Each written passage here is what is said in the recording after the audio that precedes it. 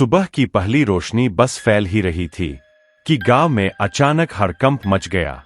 नदी पर बना पुराना पुल, जो रोज लोगों के आने जाने का सहारा था, उस सुबह टूटा हुआ मिला।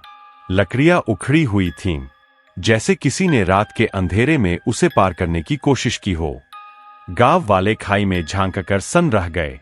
नीचे एक कार पड़ी थी, बुरी तरह कुचली हुई। कार के अंदर एक नौजवान लड़का, शहरी कपड़ों में, अचेत हालत में। पुलिस पहुंची, जांच शुरू हुई, लेकिन सवाल उससे कहीं ज्यादा थे। रात के सन्नाटे में ये लड़का यहां तक कैसे पहुंचा? जंगल के इस सुनसान रास्ते पर उसका काम क्या था? और सबसे बड़ा सवाल, क्या ये सिर्फ एक हादसा था या उस टूटे पुल की कहानी कुछ और ही इशारा कर रही थी? जंगल खामोश था, बहुत खामोश, लेकिन उस खामोशी में एक राज जरूर छुपा था। रवि और सुमन दोनों कॉलेज में थे। उम्र का वो मोड़ जहां जिंदगी रोमांच लगती है और हर अनजान रास्ता एक कहानी।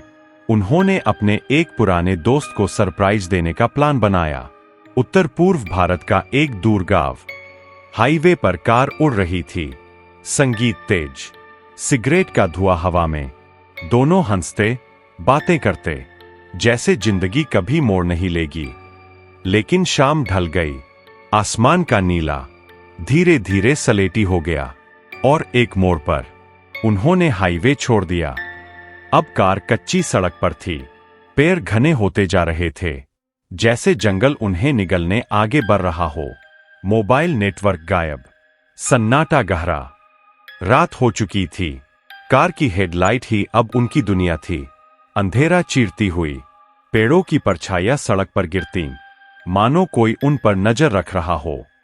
पहली बार चुप्पी कार के अंदर उतर आई। अरे, ये रास्ता सही है न? सुमन की धीमी, असुरक्षित आवाज।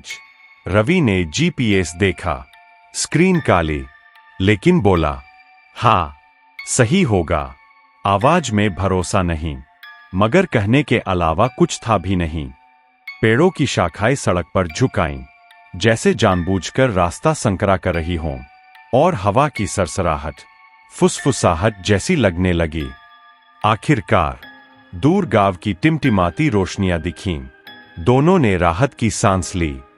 लेकिन उसी पल कार की हेडलाइट्स एक पुराने टूटे पुल पर जा टिकीं। खाई गहरी, अंधेरा जीवित सा, लकड़ियां ढीली, छेदों से नीचे झांकना मुश्किल। ये पुल गाड़ी झेल पाएगा? सुमन की आवाज कांप गई। और तभी हुआ, हुआ, हुआ।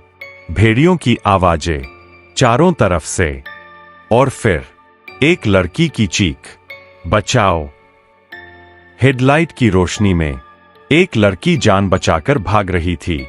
उसके पीछे भेड़िए, तेज, भूखे, पास आते हुए। वह सीधे जंगल के बीच खड़ी एक पुरानी हवेली की ओर भागी। दीवारें टूटी, खिड़कियां अंधेरी, जैसे बरसों से किसी का इंतजार कर रही हो। रवि ने स्टीयरिंग मोड़ दिया। कार दहाड़ती हुई आगे बढ़ी। भेड़ियों का ध्यान बंटा। लड़की हवेली में घुस गई।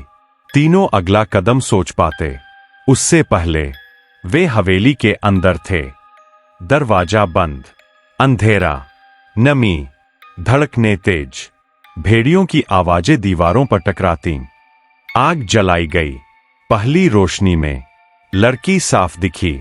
नाम रास्मी, चेहरा मोहक, आंखें गहरी, और मुस्कान रहस्यमय।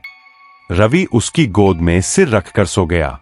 रास्मी ने उसके बाल सहलाए, धीरे, नरमी से, लेकिन उसकी आंखों में कुछ और था। और फिर वो बदली पूरी तरह। रंग फीका, धड़कन गायब, ठंडा शरीर, लोहे जैसी पकड़, और एक पल में तेज नुकीले दांत, चीखें, खून, और रवि खत्म। सुमन भागा गांव की ओर, लेकिन वही पुराना पुल, और बीच में वो, अब अपने असली रूप में। उसने गाड़ी मोड़ने की कोशिश की, पर पुल टूट गया।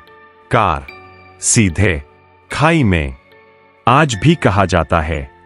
उस जंगल में, उस टूटे पुल के पास एक पिशाचिन भटकती है जो अंधेरे में राहगीरों को बहकाती है। और उस रात उसका शिकार दो दोस्त बने।